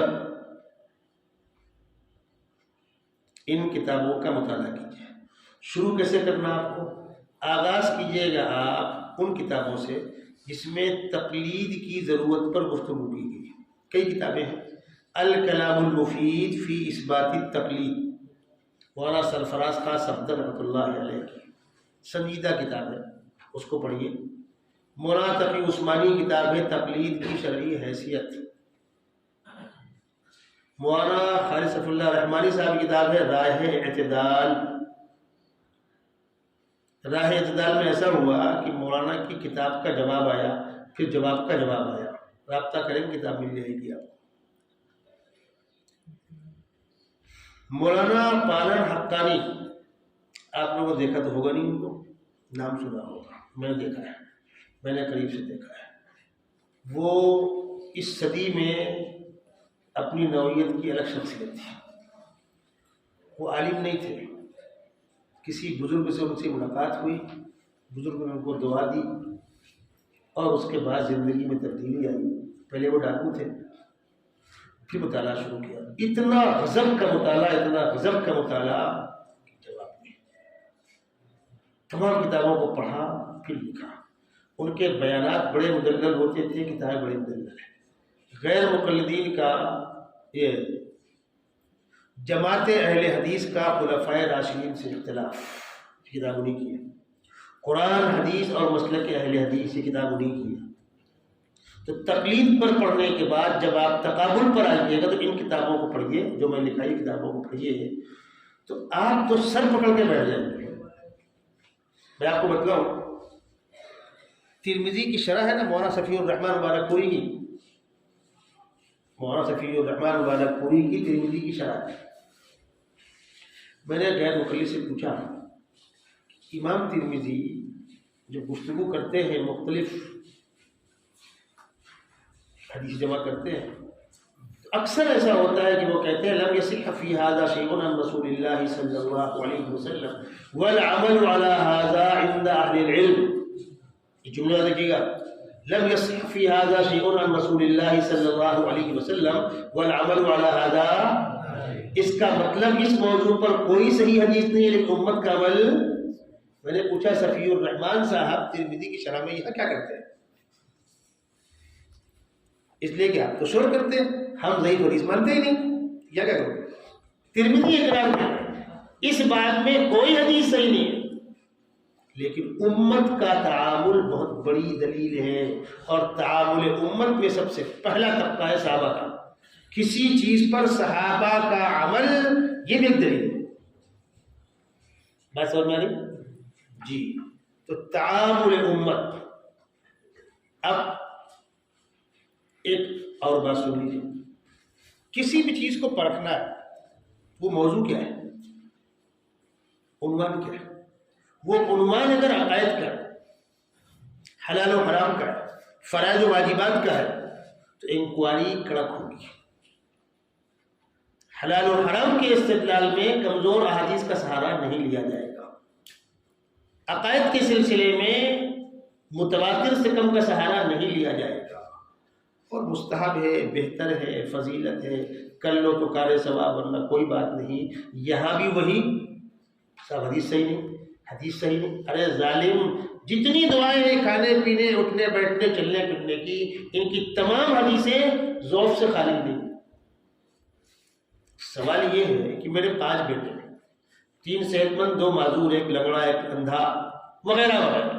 جو میرا معذور بیٹا ہے وہ میرا بیٹا نہیں ہے کیا؟ ہے نا. پیغمبر علیہ السلام کی جن حدیثوں میں راوی بات میں کمزور ملے وہ کیا پیغمبر قول نہیں ہے؟ تو راویوں کی کمزوری کی بنیاد پر ٹھکا دیں گے اس کو؟ یہ بدتمیزی نہیں ہے، یہ گستاخی ہے. تو محدثین نے اصول طے کیا کہ یہ جرح کہاں ہوگی. مثال سمجھ لیجیے، میرا آپ کا جھگڑا ہوا، میں نے 1 کنپٹ مارا، آپ نے 2 کنپٹ مارا، آپ جا کے چوکی میں کھڑے ہو گئے، صاحب مجھ کو دھکا دیا ہے، مجھ کو گالی دی ہے، مجھ کو برا بھلا کہا ہے. FIR درج ہوگی، پولیس بلائے گی، کبھی تو اس وقت چھوڑ دے گی، کبھی گرفتار کرے کورٹ میں کھڑا کرے گی، کورٹ ضمانت دے گا، کیس چلے گا، سال 6 مہینے. اگر سزا ہوئی تو کیا ہوگی؟ 500 فائن دے، 3 دن کی سزا. آپ کو یاد ہوگا کلیان سنگھ وزیر اعلیٰ تھے UP کے، اور بابری مسجد شہید ہوئی تھی، 1 دن جیل ہوئی تھی نہیں ہوتی؟ یاد ہے؟ اس وقت آپ لوگ پیدا ہوئے تھے 92 میں، ہو سکتا ہے، ہوتا ہے. ایک تو یہ ہو گیا. دوسرے، ایک آدمی نے کہا صاحب انہوں نے مجھ کو فائٹ مارا، ناک کھٹی میری ٹوٹ گئی. اب کیس مضبوط ہو رہا ہے.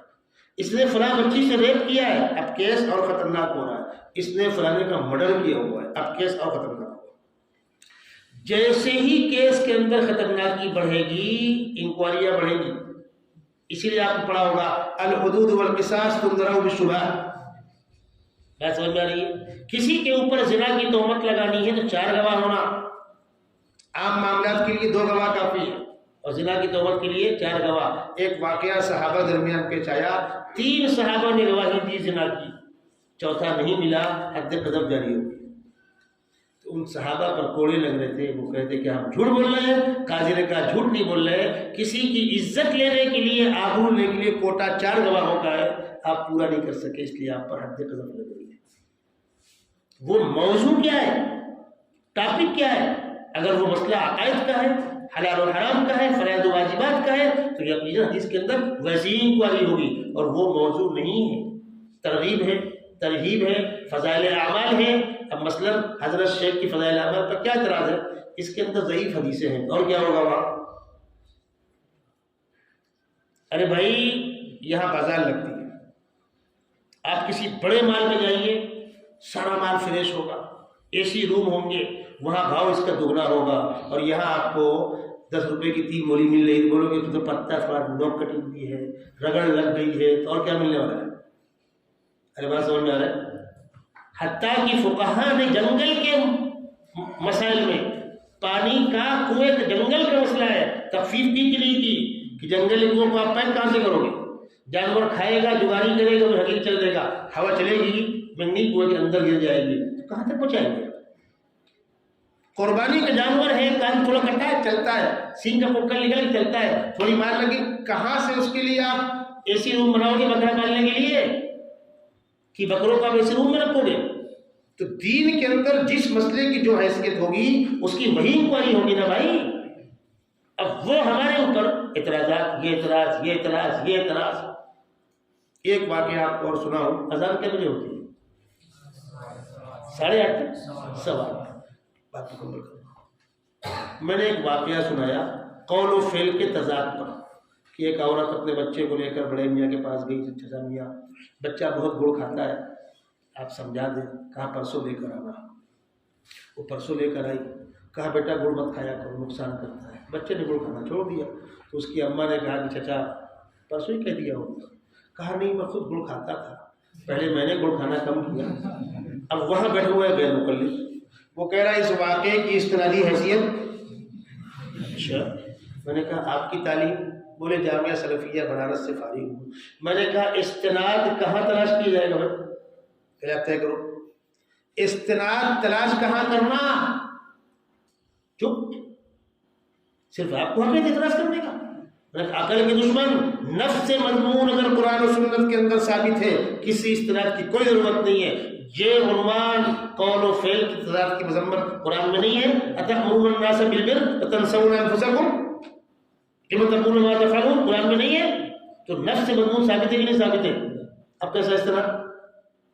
ہاں، مطلق ثابت نہ ہو، اس واقعے سے ہم ثابت کر رہے ہوں گے تو آپ کو استناد تلاش کرنا ہوگا۔ واقعہ کہیں کا نہیں ہوگا، کیسے باشد کوئی بزرگ ہوگا، کوئی عورت ہوگی، آپ کے پیٹ میں کیوں درد ہو رہا ہے؟ استناد تلاش کہاں کرنا؟ بات سمجھ میں آ رہی ہے جی؟ اب اگر آپ لوگوں میں سے کسی کے ذہن میں کوئی سوال ہو تو آپ پیش کیجئے، وقت کم بچا ہے۔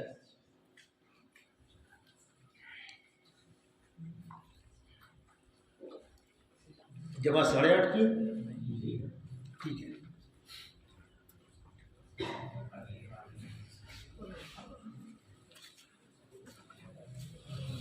دیکھیے، ہو سکتا ہے میں کل شام کو لوٹ کے آ جاؤں، مجھے کل دن میں باہر رہتا ہے۔ اگر میں آ گیا تو انشاءاللہ ختم نبوت پر گفتگو کر دیں گے۔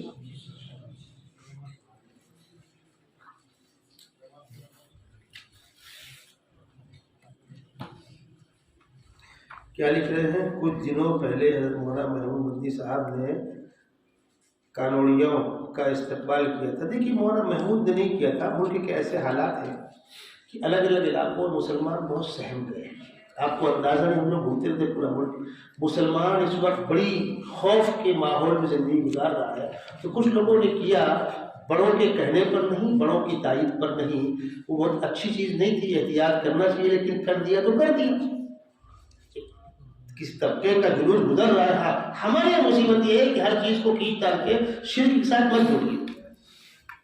فرق ہو رہا ہے؟ آپ کے روڈ سے چمار پاسیوں کا، غیر مسلموں کا جلوس گزر رہا ہے، اب ان کو آپ مکلف کریں تو خالی توحید کرنا پڑھتے رہو، استغفار پڑھتے رہو، تو اپنا گائیں گے، وہ ناچیں گے، بے پردہ ہوں گے، چلائیں گے۔ آپ کو اس طبقے کا استقبال کرنا ہے، پانی پلانا ہے، تو آپ کون صاحب اس میں عورتیں ننگی ہیں، بے پردہ ہے، فلاں ہے، فلاں، کھینچ تان کے مت جاؤ۔ ہمارا پانی پلانا یہ شرکی عمل ہے کیا؟ مشرک طبقے کا جلوس جا رہا تھا تو کیا ہندو مسلم اتحاد کے لیے آپ کسی جلوس کا استقبال نہیں کریں گے؟ ہمارے یہاں مہاراشٹر میں نکلتے ہیں آدیواسی، ہم لوگ ان کو پانی پلاتے ہیں، بسکٹ کھلاتے ہیں، کھجور کھلاتے ہیں، اب وہ کہیں پر رک کر کوئی مشرکانہ عمل کرتے ہیں، اس کے وہ ذمہ دار ہے۔ اس عمل میں ہم شرکت کریں وہ غلط ہے۔ دونوں باتوں کا فرق ذہن رکھیے آپ۔ سلمان ندوی صاحب نے بھی کچھ دنوں پہلے روایات کے ذریعے صحابہ کرام پر طنز کیا ہے، بہت پرانی کیسٹ جانتے اس کو۔ ڈاکٹر ذاکر نائک کے بارے میں اہل سنت والجماعت کا کیا موقف ہے؟ میں نے کہا نا، ڈاکٹر ذاکر نائک جو تھا، پہلے اس نے تقابل ادیان پر خدمت کی، اسلام کی عظمت، اسلام کی برتری، اور آہستہ آہستہ اپنا مستقل ایک فرم بنایا۔ وہ غیر مقلدین کے لیے درد سر ہے، وہ غیر مقلدین کا بھی درد سر ہے، وہ الگ کوالٹی ہے، اس کو بزنس کرتا تھا، کیا اس نے۔ پھر اللہ تعالیٰ ہر ایک کو اس کا انجام بھی دکھاتا ہے، وہ دیکھ رہا ہے۔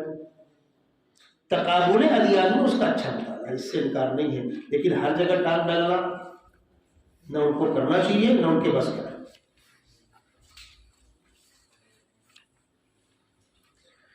غیر مقلدیت کی بنیاد کہاں سے شروع ہوئی؟ جہاں سے باطل نے اپنے قدم جمائے۔ باطل نے مختلف انداز سے پہلے شیعوں کو کھڑا کیا، غیر مقلدین شیعوں کی بات کی ہے، یعنی دین میں آزاد خیالی۔ یہ صحابہ کے بعد سے ہی اس کے جراثیم پائے گئے تھے۔ فرق یہ کہ باقاعدہ دنیا کے اندر منظم کب ہوئے ہیں؟ ہندوستان میں انگریز کے آنے کے بعد۔ ہندوستان میں انگریز کی آمد سے پہلے غیر مقلدین کی نہ کوئی مسجد ہے، نہ کوئی کتاب ہے، نہ کوئی ترجمہ ہے، نہ کوئی ادارہ ہے۔ اگر موقع رہا کل کی ملاقات میں انشاءاللہ اس کی وضاحت کر دوں گا۔ حضرت سعد صاحب کے کاندیوی کی نظریات کے بارے میں مت چاہیے اس کو۔ موتیمی صاحب نے کافی اچھی کلاس لی ہے ان کی۔ موتیمی صاحب کی بات 100% درست ہے۔ مولانا ابوالقاسم صاحب جو بات کہی وہ 100% درست ہے۔ دین کے اندر تحریف، دین کی غلط تشریح ترجمانی کوئی بھی کرے گا، وہ کرے یا کوئی بھی کرے، غلط تو غلط، نہ اس کے اہل ہے نہ ان کو اس کا حق ہے۔ وہ علمی اعتبار سے اس کے اہل بھی نہیں ہے اور ان کو حق بھی نہیں ہے صحابہ پر کمنٹ کرنا اور انبیاء پر کمنٹ کرنا، غلط باتیں ہیں، ان کو اس سے بچنا چاہیے۔ مولانا سلمان ندوی صاحب کا بیان سن سکتے ہیں، ان کے بارے میں کیا رائے ہے۔ اس وقت وہ اہل سنت والجماعت سے بہت دور جا چکے ہیں، اللہ ان کو ہدایت دے۔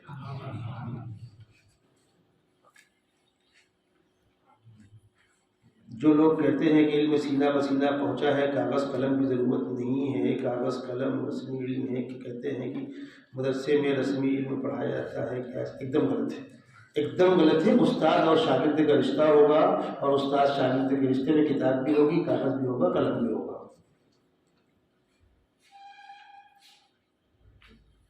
مولانا سعد صاحب جو بیان کیا ہے کہ تبلیغ اور علم سنت سے ہٹ گیا ہے، بات غلط ہے ان کی۔ وزیر اعظم نے حال ہی میں افغانیوں کا مالی تعاون کیا، تو کیا ہندی مسلمان افغانستان کے لیے اپنی ہمدردی سوشل میڈیا پر؟ سنیے، مزے کی بات سن لیجیے۔ جب وہ فتح کیا ان لوگوں نے تو چالو ہو گئے میڈیا والے، اور ہمارے یہاں کچھ لوگ کھینچ تان کرنے لگے، نہیں ہمارا ان سے کوئی تعلق نہیں ہے، وہ حضرت شیخ الہند کے شاگرد وہاں رہتے تھے وغیرہ وغیرہ۔ میرے پاس بھی آئے، میں نے کہا کہ میں ہندوستان میں وزیر خارجہ ہوں کہ وزیر اعظم ہوں، آپ میرے پاس پوچھنے آ گئے۔ مدیا سے بولو اپنے ابا سے کہ پہلے اعلان کرے قبول کی نا قبول، تم کو حکومت قبول کی نہیں قبول، نہیں قبول ہم بھی نہیں اعلان کر دیں گے، تم کو تو قبول ہے، تم تو وہ پہلا کے بیٹھے ہو، آپ ٹپے کا بھائی وہ گرے گا تو تم انکار کرو ہے نا، وہ حکومت کی اپنی پالیسی ہے۔ وہ طبقہ ہے زندہ مسلمانوں کا، ان کی اچھائی اچھائی، بری برائی۔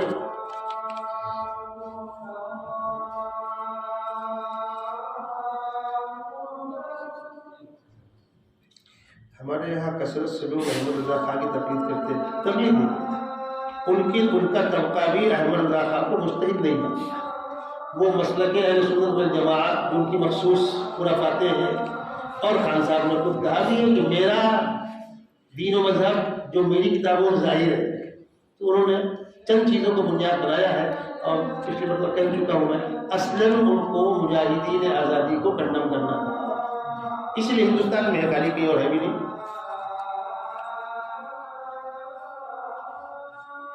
سوشل میڈیا سے کمائے جانے والے پیسہ کیا حکم ہے؟ اگر گندگی سے پاک ہو تو گنجائش ہے، بہت سے لوگ کر رہے ہیں، آپ کے ویور بڑھ جائیں گے تو آپ کو پیسہ ملتا ہے۔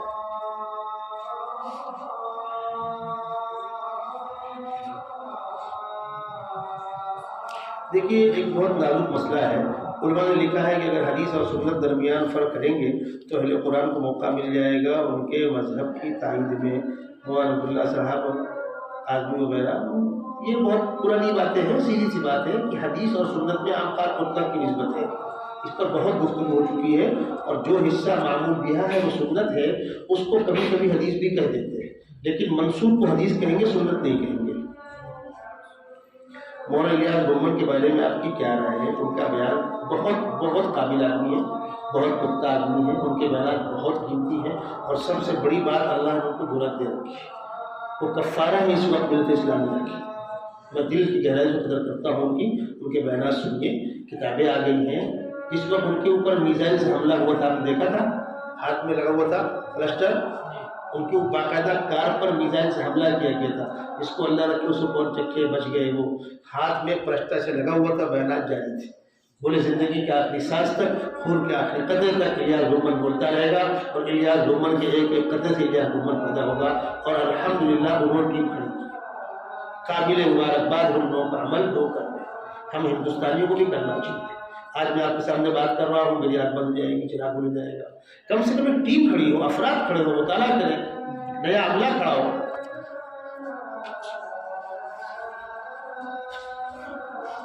حضرت سب کہتے ہیں فراغت کے بعد سال لگانا ضروری ہے، اگر علمی اشتغال ہو تو علمی کام میں لگیے، ضروری نہیں ہے، اشتغال نہ ہو تو آپ لگائیے وقت، علم برتر ہے، دھیان رکھیں، علمی اشتغال افضل ہے، اگر آپ علمی اشتغال میں ہیں تو ہر شخص سجدہ لگاوے 4 ماہ لگاوے ضروری نہیں ہے، موقع ہے تو لگا لے لیں، تکابر بھی نہیں ہے۔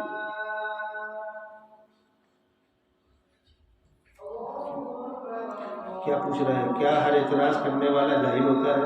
ایک صاحب علم نے کہا ایسی بات نہیں ہے، اگر سوال طریقے سے ہو تو کیوں اس کو آپ جاہل کریں، پوچھ سکتا ہے، سوال و جواب سے اور بات کا خلاصہ ہوتا ہے۔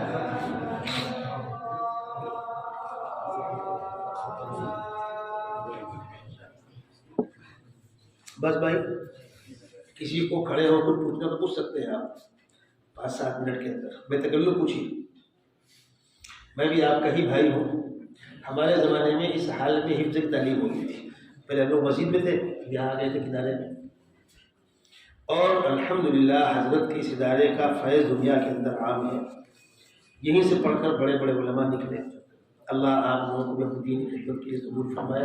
آپ جب فارغ ہو کر جائیں تو اپنے آپ کو عالم نہ سمجھیں، طالب علم سمجھیں، جہاں پڑھانے بیٹھے کتابوں کو گہرائی سے مطالعہ کیجیے، عربی شروحات دیکھیے، ایک ایک کتاب پر 2-2 گھنٹہ 4-4 گھنٹہ خرچ کیجیے، 1 سال کے بعد وہ کور ہو جائے گا، اگلے پہ آئیے، اگلے پہ آئیے۔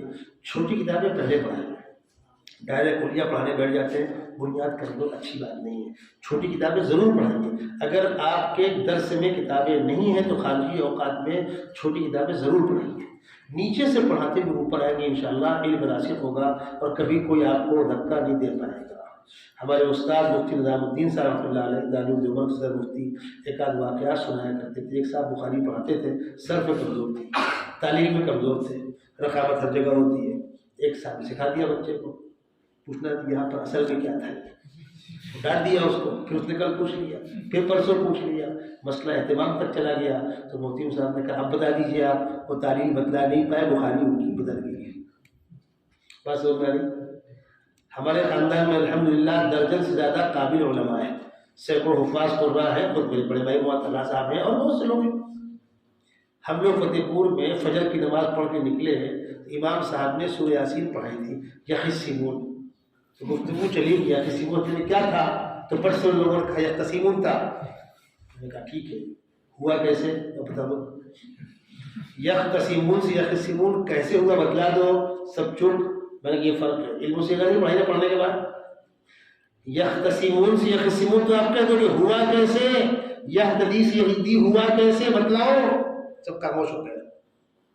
میں نے کہا الحمدللہ میں نے پڑھنے کے بعد علم و سیغہ پڑھائی ہے، بتلا دوں گا وہ کیسے ہوا ہے، تو آپ سے وہی کہہ رہا ہوں، پڑھنے کے بعد پڑھائیے، شرعیت پڑھائیے، علم و سیغہ پڑھائیے، نور رضا پڑھائیے، قدوری پڑھائیے، تو وہ بنیادیں دوبارہ تازہ ہوں گی، ورنہ آپ پڑھتے پڑھتے اول میں تھے، دوم میں آ گئے اول بھول گئے، سوم میں آئے دوم بھول گئے، دورے میں پنجم چاروں بھول گئے۔ ابھی آپ سے کوئی کہ پڑھاؤ کافی شجاع مختصر، تو آپ بغل جھانکیں گے، اچھی بات نہیں ہے۔ بہتر تو یہ ہوتا ہے کہ پڑھنے کے زمانے میں پچھلی کتابوں کا آپ تکرار کراتے ہیں، وہ ہو نہیں پاتا، لیکن فراغت کے بعد جہاں موقع ملے، میں تو یہاں تک کہتا ہوں فاقے کرنے پڑیں، علمی اشتغال مت چھوڑیے گا، دنیا میں کوئی بھی کام کیجیے علمی اشتغال کو زندہ رکھیے، یہ ہماری شان ہے، یہ ہماری پہچان ہے، اور اللہ اسی پر جینے و مرنے کی توفیق عطا فرمائے۔ میں پڑھاتا بھی ہوں، کاروبار بھی کرتا ہوں الحمدللہ، کوئی مسئلہ نہیں، لیکن شروع میں تقریباً 10 سال میں نے خالی پڑھایا ہے، نہ ٹیوشن نہ امامت، کچھ نہیں، صرف جمعہ کا بیان، باقی کچھ نہیں، پورا شہر میرے پاس آیا، نہ امامت کرنی ہے نہ ٹیوشن کرنی، روکی سوکھی کھا کر گزارا کر دیں گے، کوئی بھوکا سوتا نہیں۔ بات سمجھ میں آ رہی ہے؟ طے کرو، علمی اشتغال برقرار رکھنا ہے، پڑھنے کے بعد پڑھانا ہے، پڑھانا ہے، پڑھانا ہے، حتیٰ کہ اگر مکتب پڑھانے آپ بیٹھے ہوئے ہیں تو کسی مسجد میں آپ درس شروع کر دیجئے، کہیں جمعہ کا بیان شروع کر دیجئے، کسی کتاب پر کام شروع کر دیجئے، کہیں 10 لوگوں کو جمع کر کے نصیحت شروع کر دیجیے، اپنا علمی اشتغال برقرار رکھیے، یہ ہماری پہچان ہے۔ دنیا کی دوڑ میں، دنیا کمانا حرام نہیں ہے، جائیں آپ، لیکن استغنا کے ساتھ، وقار کے ساتھ، ایمانداری کے ساتھ، علمی وقار کے ساتھ کام کیجیے، اللہ آپ کو رزق حلال دے گا۔ آپ لوگ فارغ ہو رہے ہیں، یہ میرا اللہ کی فرض تھا کہ میں آپ سے کہوں، اور زندگی کے اندر سادگی لائیں گے۔ میں کل کانپور اترا پلین سے، آج چلایا پیسنجر سے، فون لگایا، کہا، میں نے کہا پیسنجر سے، بٹ پیسنجر سے آ رہا تو گاڑی بک کر کے آنا چاہیے، میں نے کہا آنا چاہیے، لیکن کیا اس سے نہیں پہنچیں گے مانا کہ اور جائیں گے؟ 6:10 پر بیٹھے ہیں، 9:30 بجے بعد پہنچ گئے، عیدگاہ کے پاس آئے، ٹیمپو کا تھا اور آ گئے۔ اب یہاں مغرب بعد لوگوں نے گھیر لیا مجھ کو کہ آپ ٹیمپو بیٹھتے آگے کیوں آئے؟ میں نے کیا لاک کر دی میری، کیا مصیبت ہے؟ ٹھیک ہے گاڑی پلین بھی ہوگا، فرسٹ کلاس کا ٹکٹ اے سی میں ہوگا، لیکن اسی کے انتظار میں کھڑے رہنا غلط۔ ہمارے حضرت نے کبھی اس کا انتظار نہیں کیا۔ حضرت صدیق صاحب کی خوبی یہ تھی، حضرت نے کبھی ان باتوں کا انتظار نہیں کیا، دسترخوان میں جو آیا وہ کھا لیا، جہاں نیند لگی وہاں سو گئے، جو سواری سامنے آئی وہ کام کیا۔ اللہ نے کتنا بڑا کام لیا اس سے۔ وہ جو آج تک انداز ہے، ہم گاڑی میں تنہا بیٹھیں گے، خالی خادم ہوگا، تو آپ کی کوالٹی مینٹین ہوگی، امت پہ کام نہیں ہوگا۔ امت پہ کام کرنا ہے تو امت میں نیچے اتر کے غریبوں کا دکھ درد بانٹ کر کے، عام طور پر ایسا ہو تو جلسہ ختم ہوا، حضرت اٹھ کے چل دیے، مسافر نہیں کو بہت تھکے حضرت، بیچارہ مجمع آیا ہوا ہے منتظر، کتنا فاسق فاجر گنہگار لوگ تمنا لے کے آتے ہیں مسافہ کرنے کے، 10 منٹ بیٹھ جاؤ تو ان کا پسینہ آپ کو باس مارتا ہے، ہوگا پھر کیا امت کا؟ امت جائے گی کہاں؟ کس کے پاس جائے؟ کچھ تو چہرے ایسے ہو جو عوام و خواص سب سے ملتے ہو، سب سے بات کرتے ہو، غریب کس سے بات کرے؟ ان غریبوں کی دعا لیجیے۔ آپ کو بتلا دوں، مدرسے کی مسجد ہے نا، 2 بار توسیع ہوئی ہے، ایک حضرت کے زمانے میں، ایک بعد میں۔ جو حضرت کے زمانے میں توسیع ہوئی ہے، مسجد کے پچھم میں چماروں کی کالونیاں تھیں، پورے چمار کے مکانات تھے، ہم لوگ وہاں پڑھتے تھے۔ حضرت نے بلا کر ان لوگوں سے کہا کہ ہم کو تھوڑا ضرورت جگہ کی ہے، آگے ہماری جگہ ہے وہاں لے لو۔ ہاں بابا ٹھیک ہے۔ ان کو جگہ ناپ کے دے دی گئی۔ جب وہ مکان بنا رہے تھے، مدرسے کی بوری کا پانی چالو کر دیا گیا، مکانات بن گئے۔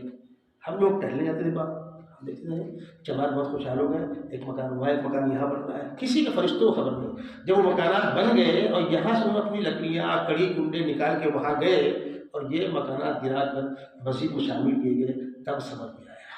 تو حضرت کو اللہ نے یہ مقام کیوں دیا تھا؟ حضرت ان غریبوں کے دکھ درد میں بھی کھڑے ہوتے تھے۔ ہم لوگ کو سوم پڑھا رہے تھے، ایک چماری سامنے سے آ گئی تھی، حضرت کمرے کے سامنے بیٹھے ہوئے باہر کہ دیکھو چماری داری نا مجھ کو بھیا بولتی ہے، مجھ سے 50 روپے ادھار لے کر گئی تھی، وہی لے کر آ رہی ہوگی۔ وہ آ کے بیٹھ گئی چپل کے پاس، بھیا سلام نکالا اس نے، یہ میں 50 روپیہ لے رہی ہوں، لے لیا، حضرت نے لے لیا، رکھ لیا، کہا بچے اچھے ہیں؟ ہاں ہاں، بچوں کو دے دینا اپنی طرف سے، بتا دیا۔ کسی گاؤں کا ذمہ دار چمارین سے بھائی سنے گوارا کرے گا؟ حضرت نے گوارا کیا، اس کا علاقے کا اثر آپ دیکھ رہے ہیں۔ کاش کہ اللہ ان کے بعد والوں کو اسی رخ پہ چلنے کی توفیق عطا فرمائے۔ پورے ڈسٹرکٹ باندھا کے اندر مسلمان جس وقار کے ساتھ زندگی گزار رہا ہے، آپ تصور نہیں کر سکتے 50 سال پہلے کیا حالات تھے۔ 50 سال پہلے مسلمانوں کی پنچایت کے فیصلے ٹھاکر کرنے آتے تھے، ہتھورا گاؤں میں آتے تھے، اور آج تو حضرت نے وہ کام کیا، من تواضع للہ رفعہ اللہ، اللہم اجعلنی صغیرا فی عینی وقنی کبیرا فی اعین الناس۔ اپنے آپ کو چھوٹا بنو، اللہ بنا۔ آپ تمام علماء سے فارغ ہو گئے، درخواست ہے آپ جائیں اپنے گاؤں، اپنے محلے، اپنے خاندان کے لوگوں کی عزت کیجیے، ان میں گھس کر کام کیجیے، اللہ راہ کھولے گا۔ سبحان اللہ وبحمدہ، سبحانک اللہم وبحمدک، اشہد ان لا الہ الا انت، نستغفرک ونتوب الیک۔ اگر میں کل رہا تو آپ اس کو مغرب بعد دیکھ لیجیے گا۔